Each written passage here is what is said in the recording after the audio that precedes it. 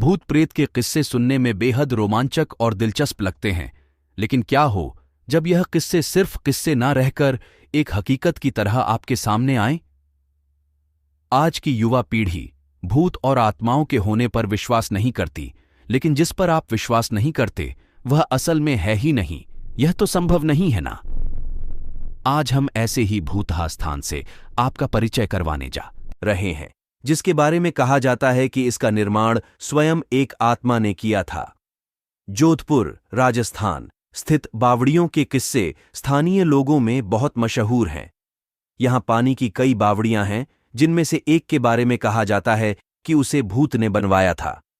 जोधपुर से लगभग 90 किलोमीटर दूरी पर स्थित रठासी नाम का एक ऐतिहासिक गांव है।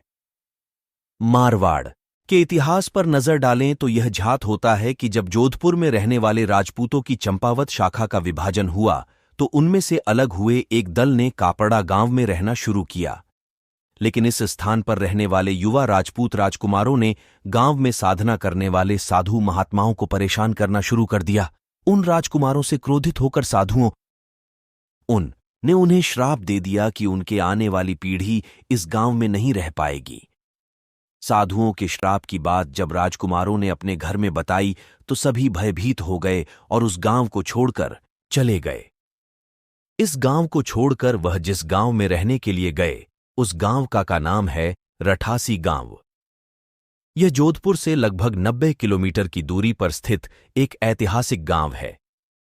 इस गांव में एक बावड़ी है जिसके बारे में कहा जाता है कि वह भूतों के सहयोग से बनी है, अर्थात उस बावड़ी को बनाने में भूत प्रेतों ने गांव वालों की सहायता की थी। ठाकुर जयसिंह के महल में स्थित इस बावड़ी को देखने के लिए लोग दूर दूर से आते हैं। इस बावड़ी के विषय में यह कहानी प्रचलित है कि एक बार जब ठाकुर जयसिंह घोड़े पर सवार होकर जोधपुर से रठासी गांव की ओर जा रहे थे, तब रास्ते में ठाकुर साहब का घोड़ा उनके साथ साथ चलने वाले, अर्थात उस बावड़ी को बनाने में भूत प्रेतों ने गांव वालों की सहायता की थी।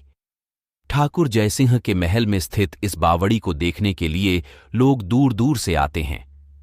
इस बावड़ी के विषय में यह कहानी प्रचलित है कि एक बार जब ठाकुर जयसिंह घोड़े पर सवार होकर जोधपुर से रठासी गांव की ओर जा रहे थे, तब रास्ते में ठाकुर साहब का घोड़ा उनके साथ साथ चलने वाले सेवकों से पीछे छूट गया और इतने में रात हो गई। राजा का घोड़ा काफी थक चुका था और उसे बहुत प्यास लगी थी।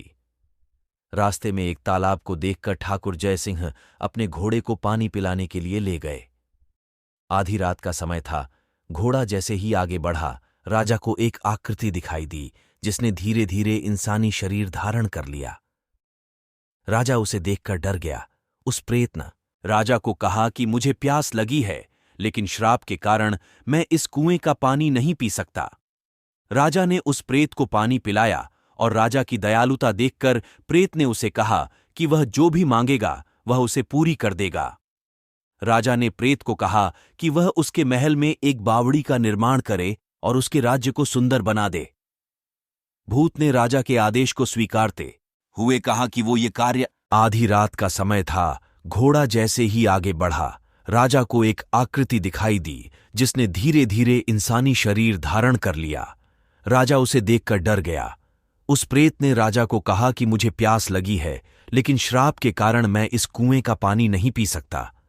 राजा ने उस प्रेत को पानी पिलाया और राजा की दयालुता देखकर प्रेत ने उसे कहा कि वह जो भी मांगेगा वह उसे पूरी कर देगा।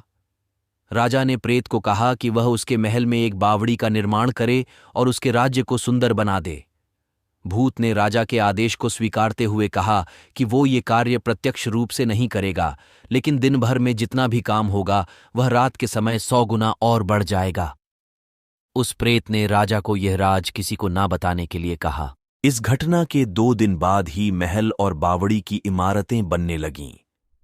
रात में पत्थर ठोंकने की रहस्यमय आवाजें आने लगीं। दिन प्रतिदिन निर्माण काम तेज गति से बढ़ने लगा। लेकिन रानी के जिद करने पर राजा ने यह राज रानी को बता दिया कि आखिर निर्माण इतनी जल्दी कैसे पूरा होता जा रहा है। राजा ने जैसे ही यह राज रानी को बताया, सारा काम वहीं रुक गया। बावड़ी भी ज्यों की त्यों ही रह गई। इस घटना के बाद किसी ने भी उस बावड़ी को बनाने की कोशिश नहीं की। समाप्त। ऐसी ही और कहानी सुनने के लिए हमारे चैनल को सब्सक्राइब